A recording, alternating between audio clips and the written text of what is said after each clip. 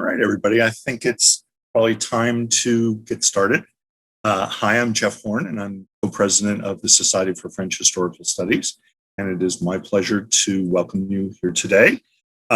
Just a few details about kind of attractions. As I hope you know, French Presse has been a series that we have been running since January, and we will have our final meeting of this academic year on the 11th of July at 3 p.m. And it will feature Alyssa Goldstein-Sepinwall. She'll be talking about her new book, Slave Revolt on Screen, the Haitian Revolution in Film and Video Games. And it came out with the University of Mississippi Press, I think, this month. Very exciting. And she will be discussing the book with Christy Pichicero from George Mason University. We will put in the Eventbrite registration link in a little while, but we hope you will join us for Sally and my last official acts as co-presidents, at least this time around. That leaves me with my final task for the day, which is to introduce my co-president, Sally Charnow.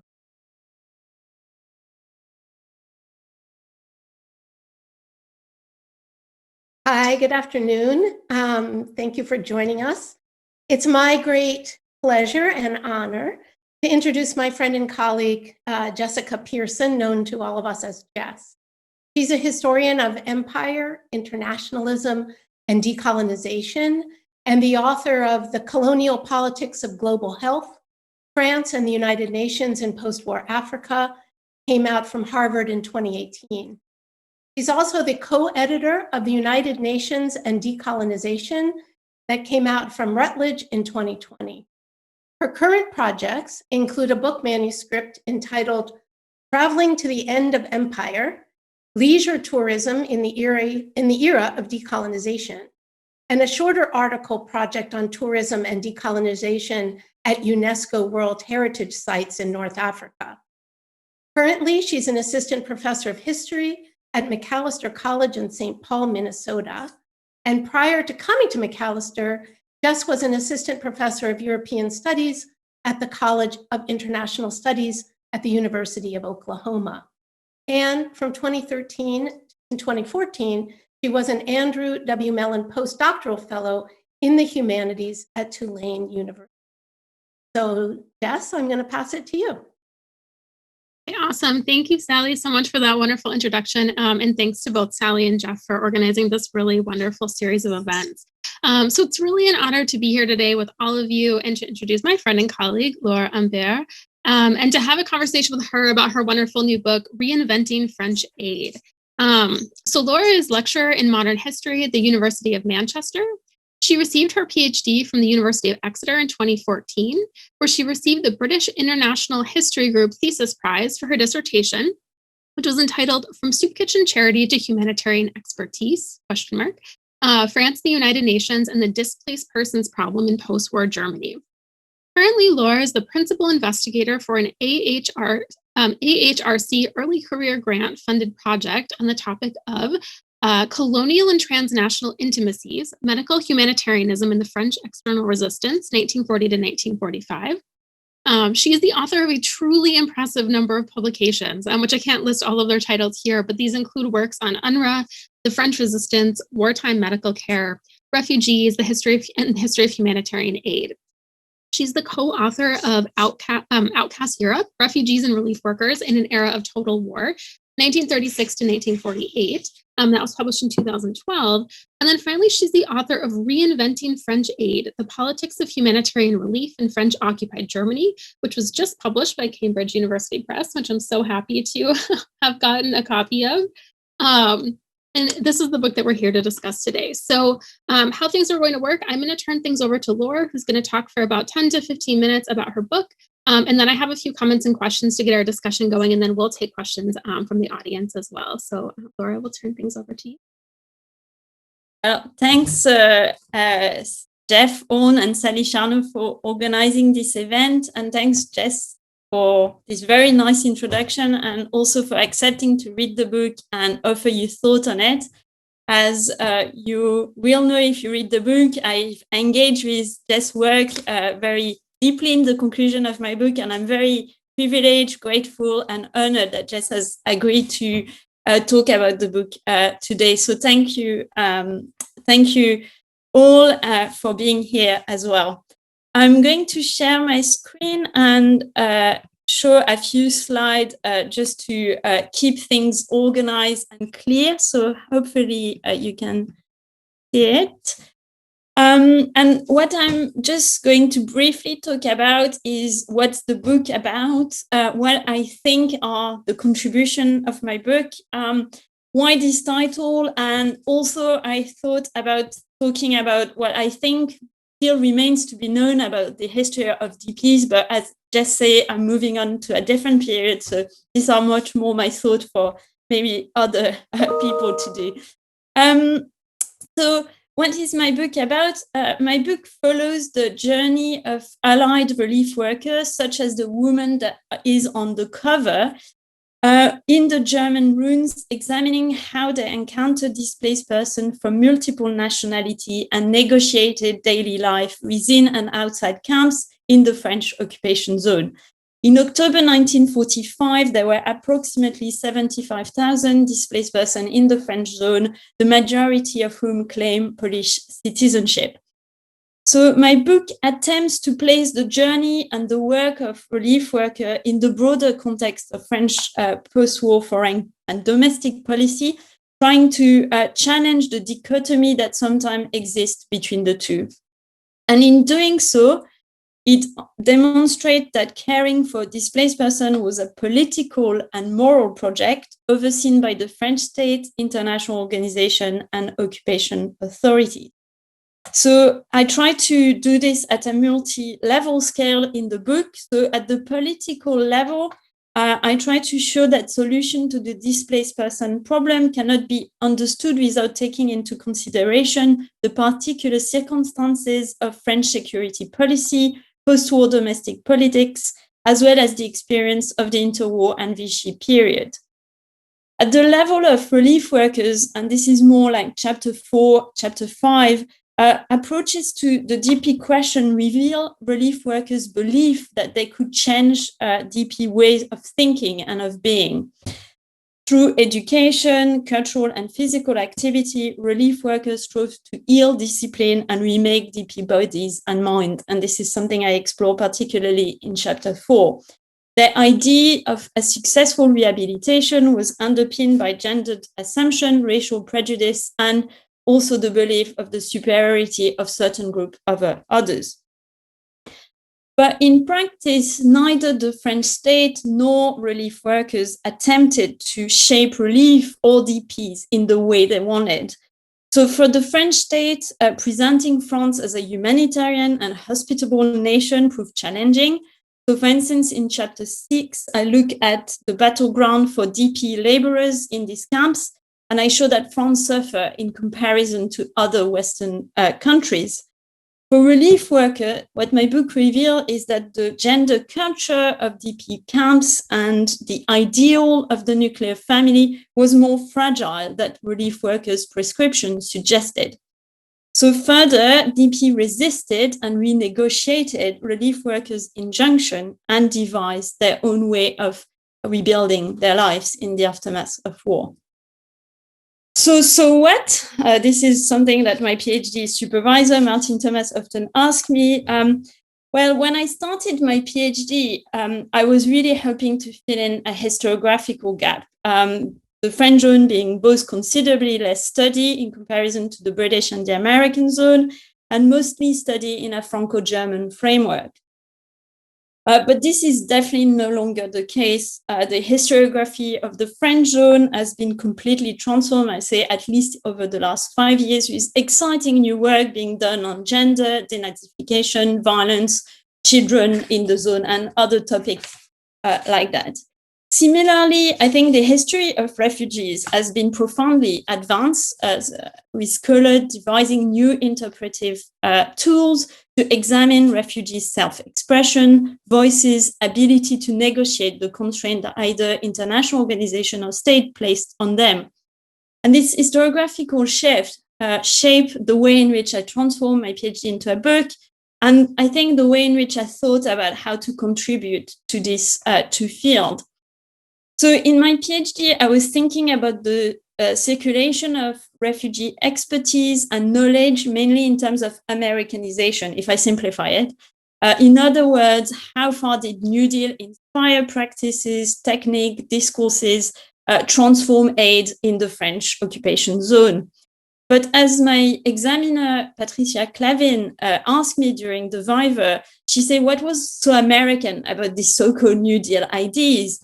And this pushed me to think harder, I think, about the different culture of relief and rehabilitation that coexisted, conflicted in the French zone, and also explore how far some of these discourses and practices about rehabilitating DPs in the French zone were actually rooted in pre-war domestic idea about either overcoming poverty or war-induced injuries. I think the second contribution, and also linked to changes in the field, is related to gender and the gendering of rehabilitation. In my book, I argued that French relief workers promulgated a highly gendered vision of relief that centered on helping DP mothers to care for their children and DP fathers to care about their children. And they really insisted that DP should conform to specific gender norms. So in doing so, I tried to show the tension between the utilitarian, turning DPs into productive citizens, and recreational, providing soothing and restful activities, roles of rehabilitation, but also between the disciplinary and empowering nature of this activity. I also look at gender in terms of the UNRWA and this international organization and the way in which the humanitarian sector, if I can call it like that, was organized. What I argue is that women's humanitarian role in the French zone, at least, was still seen as auxiliary often. And I also show how some of the female supervisors in this international organization had a highly conservative view, with expecting women to be patient, adequately presented, and relief workers, female relief workers that did not comply to this expectation actually encounter quite a lot of problems. And finally, I think my third contribution is to link refugee relief to the restoration of France's prestige. The notion of prestige is difficult to define, conceptualize, and what I try to show in the book is that it didn't only involve government officials or occupation officials, but that relief workers were also part of this effort. And they were part in this effort in two main ways: by being concerned about the image of France that was circulating in these camps, in these DP camps, and by drawing a number of DP artists, mainly Baltic DP artists, so we can talk about that in the Q&A, in the orbit of French cultural diplomacy. And this link between aid and soft power, if we can use this concept, explain in part my title. I choose this title for three main reasons: Reinventing French Aid. One, I think, thanks to the discussion I had with one of my colleagues at Manchester, Peter Gattro, who really pushed me to think about the uncertainties of this period. In 1945, it was not clear what post-war France would look like, nor where non-repatriable DPs would end up, where they would end up.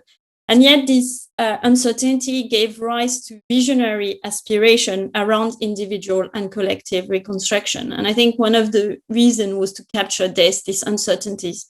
The second, French calls attention to what I've just mentioned, the fact that these aspirations were colored by domestic concerns.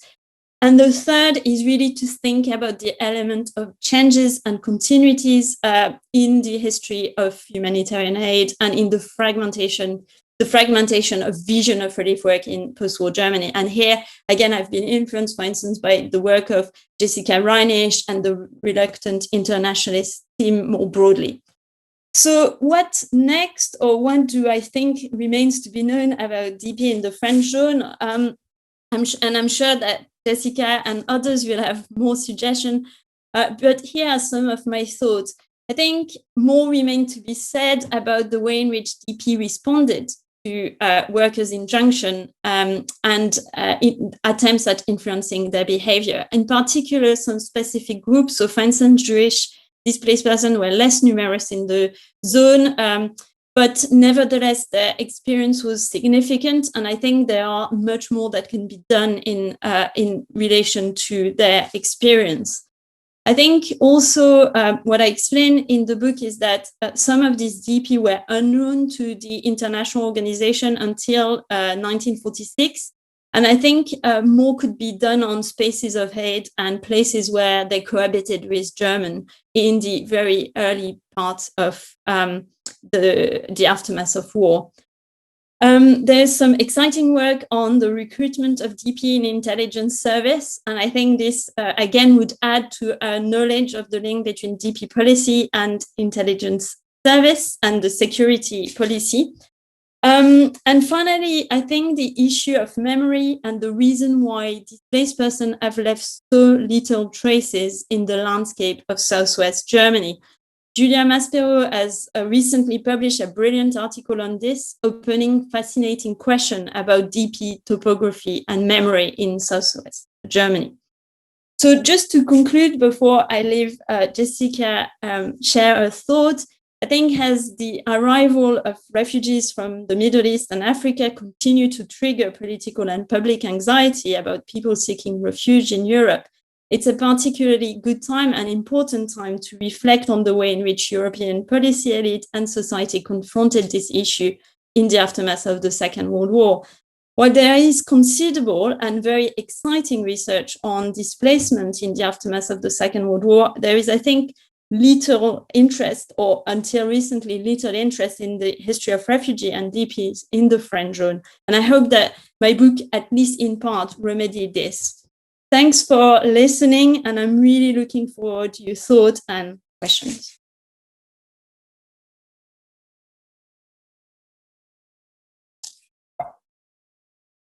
Great, thanks so much for that really wonderful overview of the book. Laure, maybe do you want to, can you stop? Okay, great. Sharing, sorry. Okay, no, that's okay.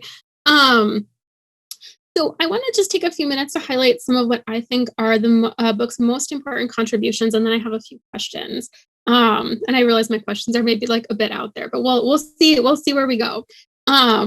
So first, I just want to emphasize that there really is something in this book for everyone. So if there are any scholars or students out there who might be thinking that a book about French humanitarian aid is not for them, I would say that they're really wrong. So I don't think I've ever come across a book that speaks to so many different fields of historical inquiry so seamlessly. So Reinventing French Aid advances work being done in the fields of gender history, visual culture studies, labor history, the history of medicine and public health, the history of international organizations, something that I'm particularly interested in, the history of education, the history of childhood, and the histories of demography, immigration, and population control. And I really could go on. There really is something in here for everyone, every potential reader. So it's really striking both how meticulous and detailed the work is here, but just also how connected this book is in terms of this really broad range of fields. So one that I just really wanted to highlight is the way that the book speaks to the visuality of humanitarian aid. And I think that this is something that gets left out of so many histories of human rights and internationalism and humanitarianism. So in Reinventing French Aid, Laure really makes the archives come to life for the reader, and particularly the photographic archive. So she analyzes not only what we see in UNRWA photographs, but perhaps more interestingly, she discusses what we don't see. So what happens before or after a photograph was taken, and why French or other UNRWA officials or relief workers may have chosen to capture a particular moment over another. So just to give one example, in Chapter 3, The Politics of Neutrality, Laure describes a repatriation convoy leaving from Tuttlingen for Yugoslavia. And she writes, A photo album containing 13 images of this convoy was compiled, picturing the joy of these women and men leaving behind the tragedy of war and returning home, homes in quotes. Later on the same page, Laure writes, these stories told by these images, are of course incomplete. These shots did not record the incident preceding the departure of the train when 2 Yugoslav DPs fled the convoy, stealing personal objects and American blankets. They also masked the difficulties of return, whereby repatriation rarely, if ever, equaled homecoming. And I think it's analysis like this that makes a particularly rich contribution to our understanding of how visual materials played a role in both illuminating, but also sometimes obscuring the complex lived experience of humanitarian aid. So that was the first thing that I wanted to highlight. The second contribution of this book that I want to emphasize is the human focus of the story. So I think there's a tendency in the history of international organizations, humanitarianism, and development for the story itself to get caught up in the wheels of the enormous bureaucracies that we're writing. And I have fallen prey to this in my own work. So it's something that I know intimately. So sometimes it can be really hard to keep the focus on the human beings that staff those bureaucracies and who interacted on the ground with other human beings, the recipients of aid, who themselves navigated and negotiated aid or development. And this book never falls into this trap. Instead, it emphasizes a broad range of actual lived human experience. And while it can be easier to tell the stories of top-ranking officials, Laure really keeps the focus on the ordinary people who served as relief workers and on the DPs themselves. And she emphasizes, for example, the way that DPs experience programs very differently from how the French might have portrayed them in official reports. So one example is that a program that was aimed at encouraging DP children to rest and recuperate in the countryside was actually really traumatic for families, for children and parents who didn't want to be separated after having lived through the experience of wartime. And finally, the last contribution that I want to mention, and Laure talked about this a little bit in her presentation, is the way that Reinventing French Aid brings France back into a broader scholarly conversation about post-war European reconstruction. So we all know that de Gaulle doesn't get invited to Yalta, doesn't get invited to Potsdam. So we tend to think of France in 1945 as the kid who doesn't get invited to sit with everyone else at the table in the lunchroom. And I think the unfortunate result of that has been that we don't have a lot of scholarship that really digs into the role that France played in European reconstruction. And this book fills in so many gaps in the history of France's role in remaking post-war Europe. But I think it also invites further study. And I think this is something that Laure talked a bit about at the end of her presentation. So this book asks us to think about post-war French exceptionalism not as something that cordons France off from its neighbors, but instead as something that shapes how France engages with its neighbors in really powerful ways. So I have sort of two sets of questions, and I think each of these pushes a bit beyond the story that you've given us here in terms of both chronology and geography. But I'll be really interested if you have any thoughts about these. So in the introduction, you describe a set of French military reports from the spring of 1945. And you write that the reports, quote, revealed the paradoxical coexistence of insecurity about French influence in Germany and an underlying and enduring confidence amongst some political leaders, diplomats, occupation officials, and relief workers in France's cultural, medical, and humanitarian superiority. So I'm really fascinated by this notion of French superiority in the fields of medicine and humanitarianism. And this is something that I've thought a bit about in my own work as well. And I was wondering if you could tell us just a bit more about the longue durée history of the Frenchness of humanitarianism. So I think that what's so powerful about this book is how closely you knit the stories of French Reconstruction in France and French humanitarian aid in occupied Germany. But I was really curious if there was a sort of pre-existing sense that the French nation had a particular stake in or approach to humanitarian aid. Like, was there already an idea that French aid meant something specific before this period? And then I was also curious, has a uniquely French approach to humanitarian work continued to this day? So I know in the field of international health, there was a sense that French doctors and diplomats were uniquely well suited to head up efforts to bring nations together around questions of public health. And I think about the sort of reaching back to the first International Sanitary Conference of 1851, which was hosted in Paris. And then fast forwarding to the second half of the 20th century, I think about an organization like Doctors Without Borders. And the fact that people, I think, still tend to think of this as a French organization, even though technically it is an international NGO that is headquartered in Geneva. So I was wondering if you saw these same kinds of patterns that I've seen in the history of public health, in the history of humanitarian aid, that there is something uniquely French that's not just tied to that particular World War II experience. And then my second question is, I think, more about pushing the boundaries of geography a little bit. So I wanted to ask, to what extent and in what ways might empire be lurking in this story? So at this moment, the French are negotiating the fate of their overseas empire, both in the empire itself, but also in it, what will ultimately become the UN. So there's a lot of negotiations that are happening sort of in the back room at San Francisco about like what is going to happen with the UN Charter and with European colonial empire.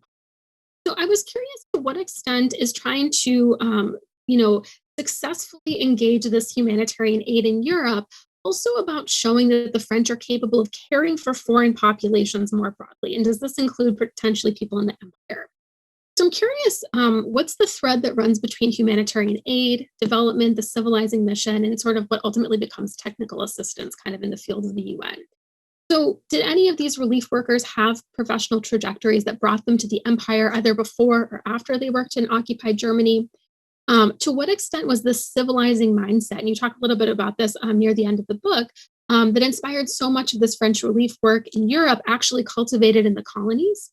And then finally, did any of what unfolded in the DP camps in turn shape France's approach to administering French territories overseas, either sort of in this moment or in subsequent? So I'll turn it back over to you. And then after we hear, maybe if you have any thoughts about these, we can then turn it over to you. Yeah, thanks, Jess. The really excellent question and not the easiest one to tackle, I think. So I try some thoughts. I think the empire lurking in this story, you might have also some idea about this, actually.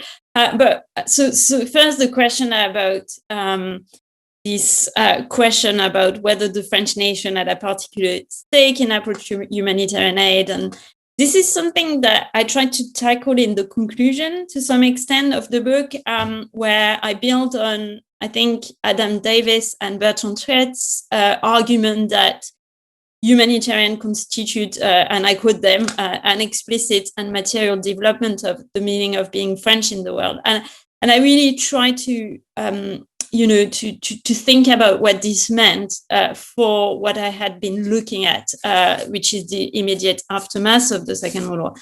And in terms of, the post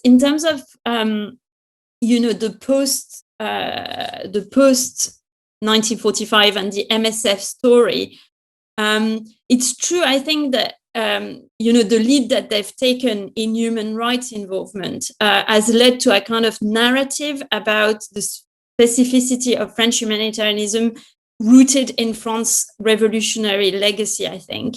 And it's a narrative that I think historians have challenged, questioned for different reasons. One, which is neglecting the role of religion and missionary in that development.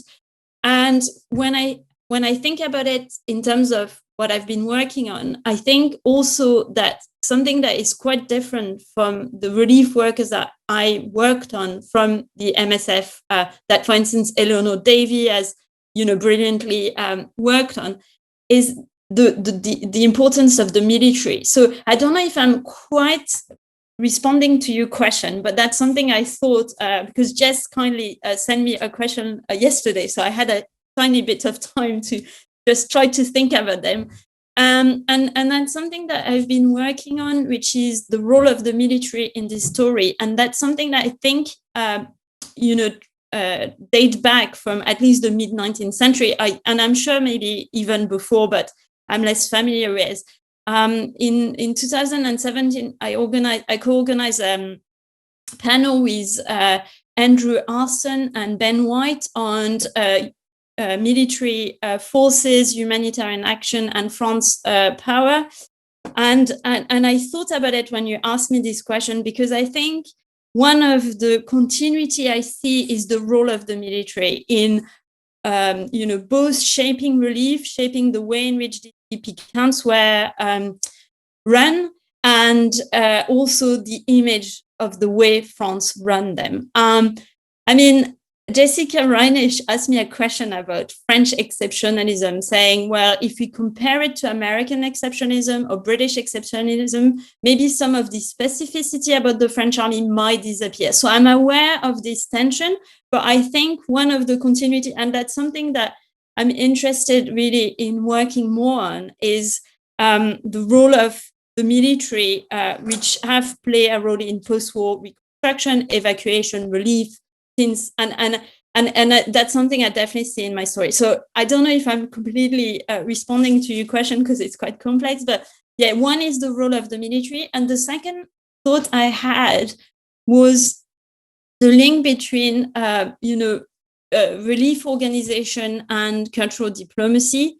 And I'm aware of some work in the aftermath of the First World War, for instance, that look at the way in which the Foreign Office might use Red Crosses. I'm aware of the work of my friend Charlotte Fauché, for instance, who looks at also philanthropy and how the Foreign Office use that. And I think also in terms of the chronology, I think in the aftermath of the First World War, there are changes. At the moment, that's where I'm tracing them. And that's something that I think they build on. And that's something I talk a bit about in my book as well, about how the post-1945 occupation builds on some of the experience of the post-First World War, especially in terms of exhibiting art and cultural diplomacy. So I know it's not the best answer, Jess. It's a really brilliant question, and that's just some thought I had. Yeah. And the second, the empire, if I can just have 5 minutes. Yeah, you can. So the empire, and again, I would really like you thought, if you have time, on what you thought, because you've got a much better knowledge of that aspect. So I think the idea about showing that they were capable of caring for foreign population is definitely an important part of that story. By displaying medical prowess, and like for instance the album of, so they took a lot of album of the medical team, and there is definitely this aspect. Monitoring also the information that that was available in the zone, and that's something that I actually thought when listening to some of your paper, Jess. Like there is this concern about what information is UNRWA circulating about DP camps. So I think in that matter, absolutely, and that's an important aspect of the story I tell in the book. Some of the relief workers I know were in the empire before. So in the book, I talk quite a bit about one of the welfare officer, Vatin Pérignon, who was the wife of the former head of the civil cabinet of Marshal Lyoté in Morocco. And her view, so is clearly also highly, paternalistic, or like, she report that like a DP called her mummy. She deplored the total absence of morality in DP camps. The issue of female. So there are a couple of relief workers that I've been able to trace like that, but. As far as I'm aware, the UNRWA filed personal files were actually not available for researcher. And that's something that blocked me a bit, because I would have liked to do this trajectory. Another one, in the service PDR, the French service, there were also people that came from, or that actually had worked in the interior in the empire. So I could trace some of them, but definitely not, I don't have a sample as I would have liked to do if I had access to the personal files of UNRWA relief workers. The civilizing mindset is like, the way I thought about it was in the chapter about work and putting DPs to work. And what I tried to show is that in part, I think it was influenced by some interwar practices that developed in the colonies, probably also in Indochina. But I also showed the influence of other movements and other factors such as economic imperative, etc. And I also tried to be careful in the sense that, for instance, the way that their psyche was understood, like, there's not the role of Islam, or, so I tried to be careful in the way I think about it. But I do think that, yes, we do see a little bit of or traces of a colonialist mindset. And the last question, because I want to give time for question, which is a really, really interesting one, I think. And actually, when I was thinking about it, I thought there is probably a great project in that. The way in which what unfolded in the DP camp influenced what happened overseas in the French territory overseas. And I don't know if you're aware of people working on that. So, but I was thinking that there is definitely more research that needs to be done, because I have thought about continuities in terms of today's solution.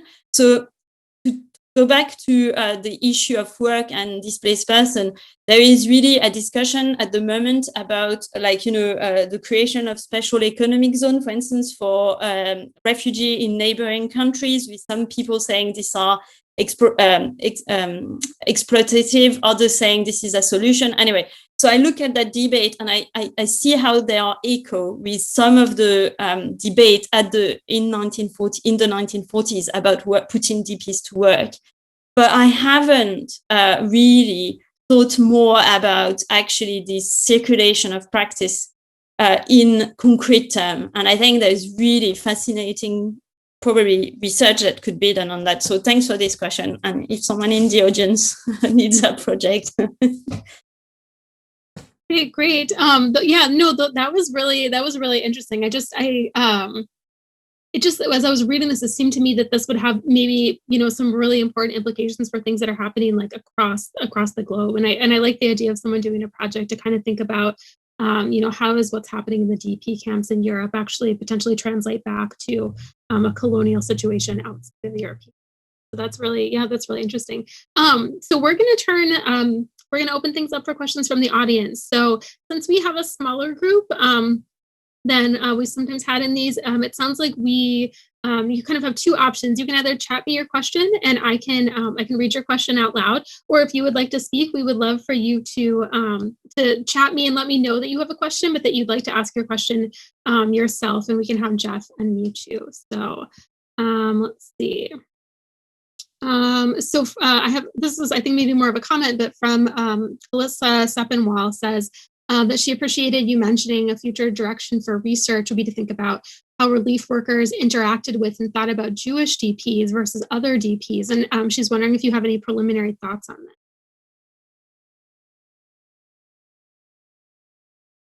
Yeah, so I have lots of thoughts on that.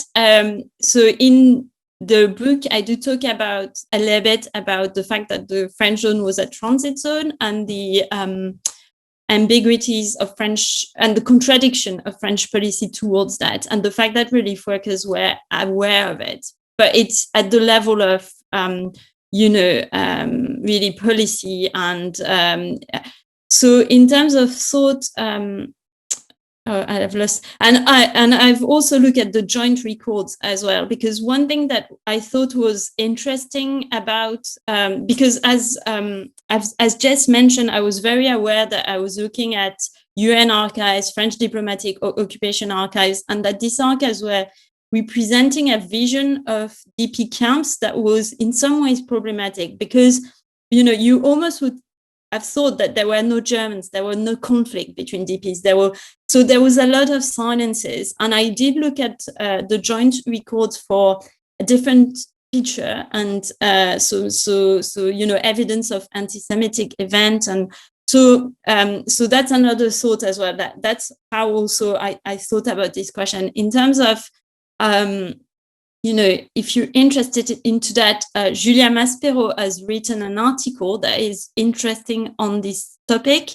And Susan Browning, I'm forgotten her other name, but has looked at the ITS. And in one of her chapter, in a book chapter, she does talk a little bit about the French zone. And I think the ITS would also be a very useful sources for a project on this. And also, I've actually got lots of thoughts on. But Laure Humbert has worked on ORT in France, in post-war, and so there is quite a bit of research as well that would be interested. So I don't know if I'm answering your question, but yeah, there's, I think, a literature that is developing on the topic that would help. Laura, you were talking about the Joint Distribution Committee, right? Mm-hmm. Do you want to say a little bit about what that is in case anyone is unfamiliar? Well, it was, I looked at, so their archive is in New York, but actually I think it was the archive of the Geneva office it's all digitized. So they were providing, relief for Jewish displaced person. And there were reports about what was happening in the French zone. So yeah, it's an organization that was providing relief. And mainly the books that have dealt with the history of this organization have mainly looked at the American zone, because the majority of Jewish displaced person were in the American zone.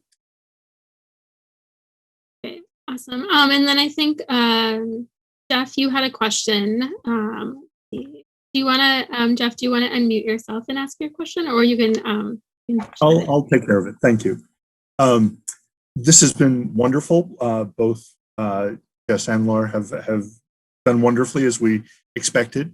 Laure, could you tell us a little bit more about the refugees? Could you give us a little bit more of a characterization of who they were? It also made me wonder, your introduction to your book made me wonder, how did the treatment of people change in the zone, or did the treatment of people in the zone change as the politics in France changed?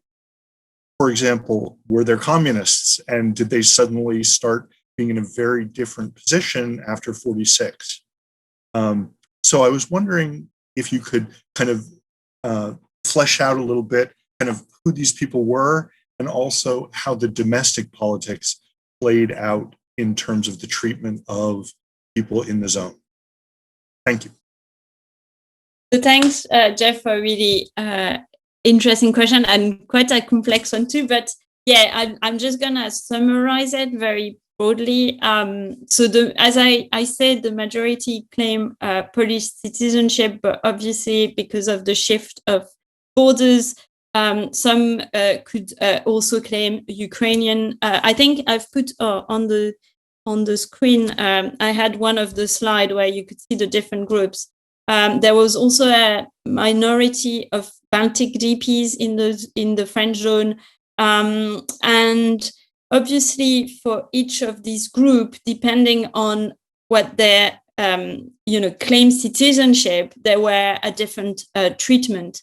So in terms of the change of policy, it's quite complex. So I'm just gonna try to organize it as best as I can. As far as Soviet DPs were concerned, or those who were claimed by the Soviet state, the French were in a different position from the American and the British, in the sense that they had signed an agreement with the Soviet Union for the repatriation of French citizens that were in the Soviet Union. So Catherine Gousseff called this policy a policy of du donnant-donnant, which meant that France was, in terms of forced repatriation, more in a more delicate position than the other allies. And I'm simplifying massively, that's my chapter 3. But there was obviously a lot of problems when it came to define who was a Soviet citizen, whether it was at the border before the 1st September 1939 or after, etc. And what I show is that in terms of Soviet citizen, the changes, the clarification in the French zone is actually coming in 1946.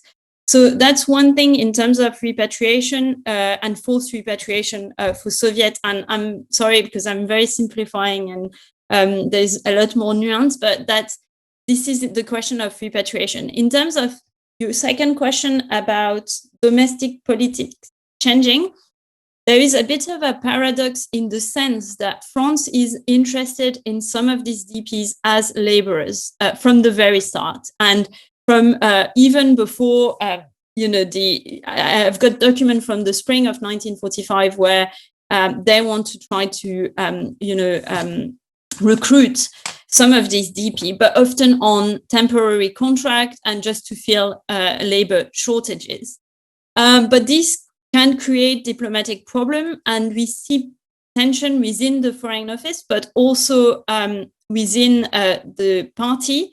And that's something that I explore in chapter 1, where actually the paradox is by the time that the French decide they want some, France has got the reputation in the camps of being a communist country, and other countries have opened up their door earlier. And so that's the paradox that I'm not explaining very well now, but that I'm exploring in chapter 1. Of, on one hand, there was this, willingness to recruit this DP very early on, but too many opposition, which came from the newly created Organization for Immigration Control that came from the Ministre du Travail.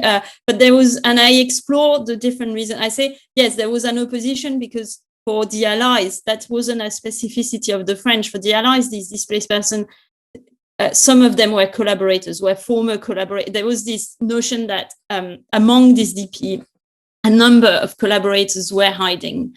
So that was a concern, but there were other concerns. What I explain is, there were other concerns that explain that shift. So that's the shift in terms of repatriation with specific domestic diplomatic constraint, and then in terms of domestic politics, it plays out with the recruitment of DP.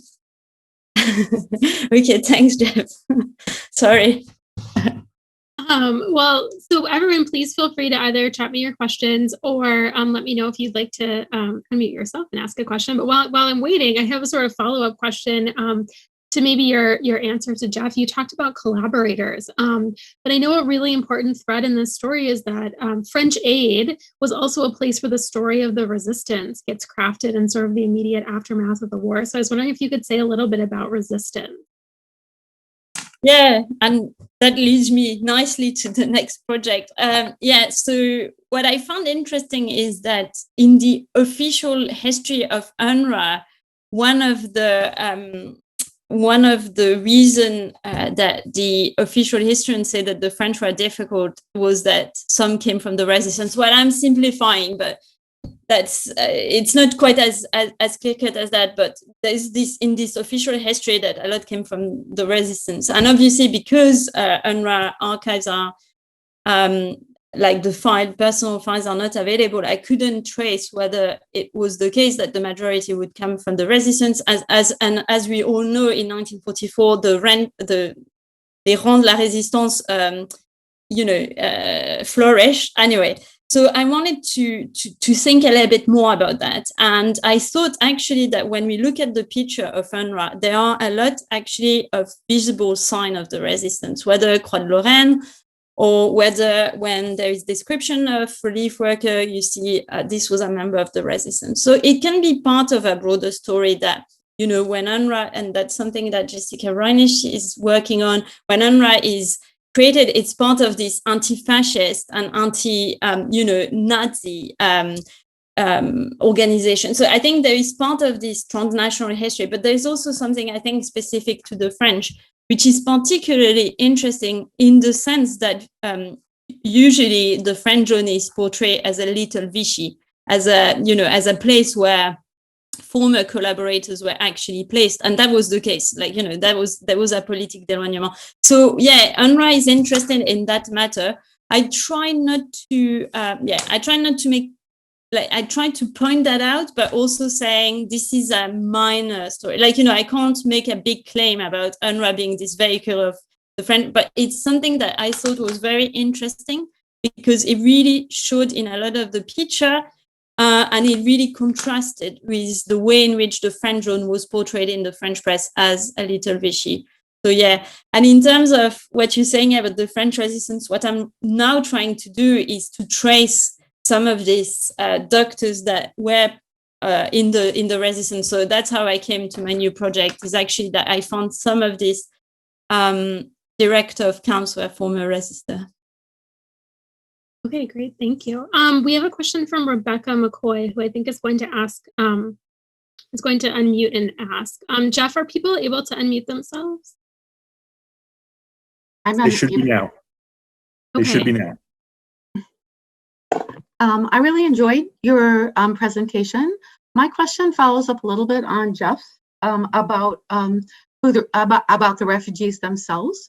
And I'm coming from two very different places, but which connects both with what you said about the future and Jess's point about empire.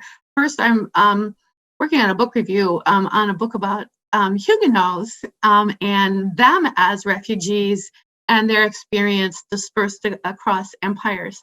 And the second place I'm coming from looks to the future, because I think I'm particularly aware of refugees today because my daughter works for USAID and is involved with the Rohingya and has been to those camps. So my question is, what happens, like the Huguenots? This research is that I'm reading now is talks about what happened to them, and so I'm wondering, what happens to these DPs? And I guess from the future perspective, I wonder often about, the Rohingya, when will anyone ever do research on their stories and where they end up? And, the diaspora that will inevitably happen. So I'm wondering if you've done work or if this is a future avenue. What happened to the DP? Thank you. That's a great question. Thanks.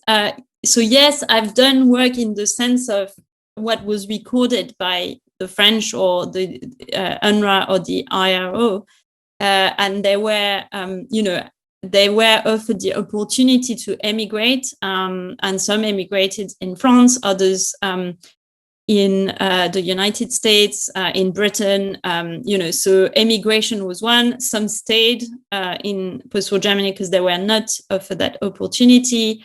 And others came back, because actually I should have probably explained that, but in 1945, there was probably around 500,000 that were that were counted, because all of these figures obviously are, to be taken with caution. So I have worked in the sense that for some groups, especially the most prominent one in France, for instance, I talk a lot about the Banatais, for instance, that came to France. I have seen where they've arrived in France and what was offered to them and the experience of disillusionment. But I haven't, that's what I've explained, and thanks for for allowing me to talk a bit more about that. I haven't worked on their trajectories. And I think that's something that one of my colleagues in Manchester has done, Antoine Burgard, on children, DP children moving to Canada. And he's traced their wartime experience and then their travel across the different zone, and then they move to Canada. And he's looked at case files, and it's something that could be done for the French zone, for instance, and also looking at how these children portray themselves to the authority and the organization. And I think that's a very, it's an approach. Obviously, it's a different book because, I spend a lot of time looking at all of this archive. I'm not sad that I didn't do it, but I think there's something that would be very interesting in terms of tracing the trajectory of these different groups. Definitely, when I look at screening, for instance, these refugees were screened, they were asked questions about their past, etc. There's definitely evidence that they're hiding, they're manipulating, they're crafting answer. And, some historians or some other discipline have shown how, it's important to craft a good answer when you're a DP or when you're a refugee, to be allowed to either emigrate or be allowed even to stay in camps and get help. And so I think it's something that I touch upon because I've seen it in report of screening, but I think there's a lot more that could be done in terms of the way in which this DP and the different groups presented themselves to the authorities. So I don't know if I'm answering your questions, but that's some of my thoughts. And I think also what I see in the French zone is that Baltic DPs had a more privileged position, in parts because Raymond Schmitlin, the director of the popular culture, anyway, had spent years and had networks. And we see some DPs that were offered opportunities that others weren't. And that's something that I talk a bit, that I talk about. So I do talk about the different groups and what they're, how the French view them and the opportunity that they had. But I think there's a lot more that can be done in that matter. Yeah. Does anyone have any last questions that they want to either add to the chat?